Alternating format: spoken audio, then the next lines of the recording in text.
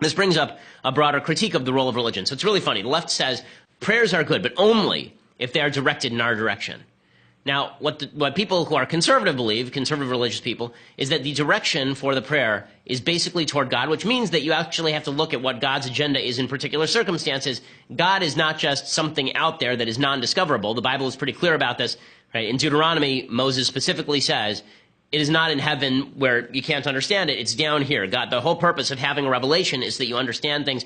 Now, not everyone has to believe in Revelation. You don't have to believe in Revelation, right? You can be skeptical of Revelation. But if you say you believe in Revelation, at the very least, you should be adherent to the Revelation. Or if you say you're a Bible-believing person, you should at least believe in the Bible. In the same way that if you believe in global warming, you should at least believe in global warming, right? Whatever you're going to believe in it.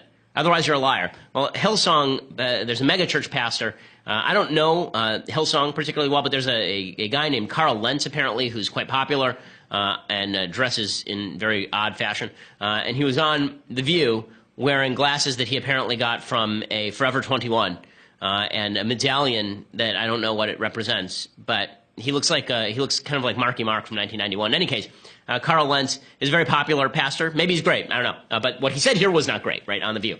So he's on The View, and he is asked about abortion, saying abortion is sinful. And here is his answer. This is where religion does fail. Okay, religion doesn't fail just because you don't support gun control. Religion does fail if your Bible says abortion is bad, and then you give this answer. And it makes so it's not a sin in your church to have an abortion?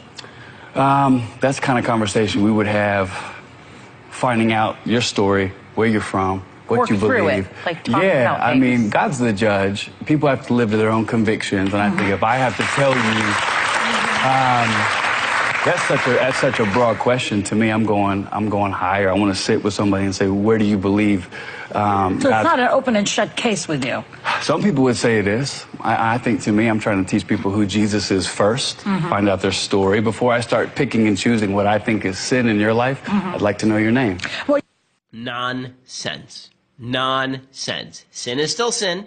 That doesn't mean that you have to be mean to people who have sinned. The whole purpose of talking to people is to find out their story. But we have to start from a certain basic premise. Yes, abortion is a sin. Of course, abortion is a sin. And soft-pedaling it for the left is not going to win you adherents or converts. Soft-pedaling bad, evil is not going to, soft-pedaling sin is not going to draw more people to you. It's going to alienate more people from religion, because that's what gets people to believe in this I'm spiritual but not religious nonsense.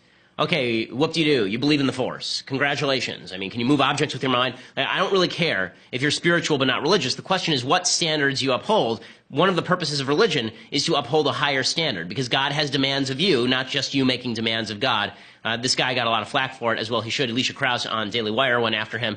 She's invited him to come into the Daily Wire offices. I'm sure we would all like to chat with him and find out whether he actually believes abortion is a sin or not. Okay, so I have some things I like and some things that I